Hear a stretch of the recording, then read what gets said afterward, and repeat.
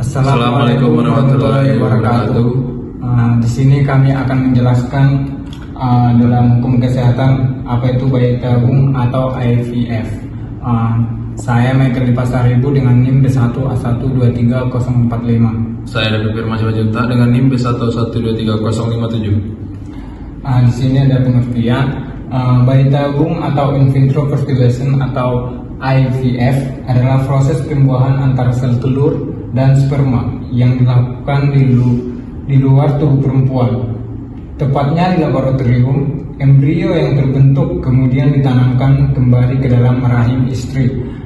Teknologi ini digunakan untuk membantu pasangan suami istri yang mengalami masalah kesuburan sehingga tetap memiliki kesempatan untuk mendapatkan keturunan secara biologis. Slide yang selanjutnya di sini ada dasar hukum. Yang pertama itu pada Undang-Undang Nomor 36 Tahun 2009 di Hukum Kesehatan. Pasal 75 sampai 77 mengatur teknologi reproduksi membantu. Di sini menegaskan hanya boleh untuk pasangan suami istri dan harus menjaga nilai moral, keselamatan serta hak reproduksi. Terus yang kedua, di sini ada PP nomor 61 tahun 2014 di kesehatan reproduksi pada pasal 28 sampai 32 yang mengatur prosedur detail pelaksanaannya, yang menegaskan larangan-larangan seperti donor, sewa rahim dan sebagainya. Yang ketiga ada di Permenkes nomor 24 tahun 2017. Di sini ada atau pelayanan IVF. Di sini ada aturan teknis, standar fasilitas kesehatan, syarat dokter, protokol laboratorium, dan informan konserv dan rekam medis. Selanjutnya di sini ada syarat pelaksanaan bayi tabung. Di sini pelaksanaan bayi tabung hanya diperbolehkan untuk pasangan suami istri yang sah guna menjaga kepastian status anak. Prosedur ini harus dilakukan oleh dokter spesialis yang berkompeten dan di fasilitas kesehatan yang unggul. Gamet atau sperma dan ovum wajib berasal dari pasangan tersebut, bukan donor, untuk menghindari konflik status hukum keturunan. Sebelum tindakan dilakukan, pasangan harus diberikan penjelasan lengkap dan menandatangani informan consent. Di sini ada larangan dalam program bayi tabung.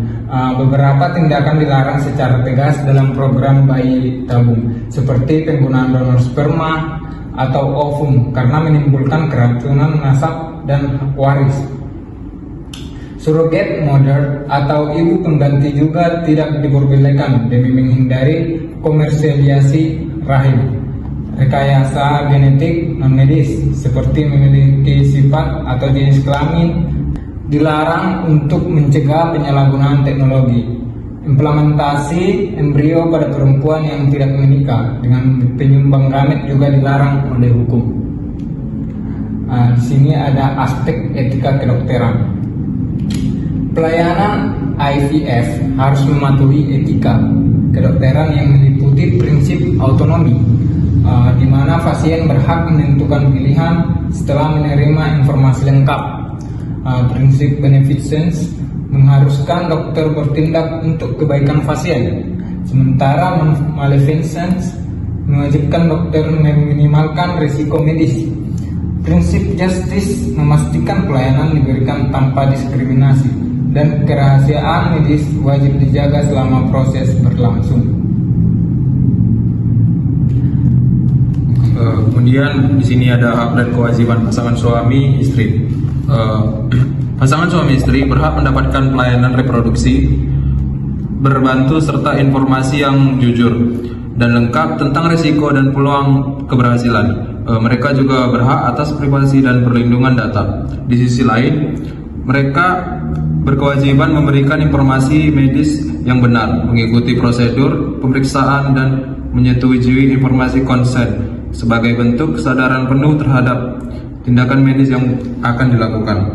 Selanjutnya itu ada tanggung jawab tenaga kesehatan. Tenaga kesehatan bertanggung jawab memastikan prosedur dilakukan sesuai standar profesi dan SOP yang berlaku. Mereka harus memberikan edukasi lengkap mengenai profesi HIV, menjaga kerahasiaan data pasien, dan menghindari praktik yang melanggar hukum seperti donor gamet dan manipulasi embrio. Jika terjadi kelalaian yang merugikan pasien, tenaga medis dapat dimintai pertanggungjawaban secara etik, perdata, ataupun pidana. Lanjut perspektif hukum Islamnya. Dalam pandangan hukum Islam, bayi tabung diperbolehkan selama menggunakan sperma dan ovum dari suami istri yang sah, dan pembuahan serta penanaman dilakukan selama keduanya masih terkaitan pernikahan. Donor gamet dan sorbutamother dianggap haram karena dapat mencampur adukan nasib. Bayi tabung juga tidak boleh dilakukan setelah penceraian atau setelah suami meninggal, karena memicu ketidakpastian keturunan dan hak waris. Dan yang terakhir itu ada contoh kasusnya. Beberapa kasus dunia menunjukkan potensi risiko hukum, seperti kasus tertukarnya embrio di Amerika Serikat yang menyebabkan bayi lahir kepada pasangan yang salah. Ada pula kasus kerusakan embrio akibat kelalaian penyimpanan di klinik HIV. Di Indonesia, beberapa pasien pernah menggugat klinik fertilitas karena dianggap tidak memberikan penjelasan memadai atau melakukan tindakan yang sesuai SOP. Kasus-kasus ini menunjukkan beberapa pentingnya pengawasan, etik, dan kepatuhan hukum dalam praktik HIV. Mungkin sekian pemaparan materi kami. Kami ucapkan Terima kasih.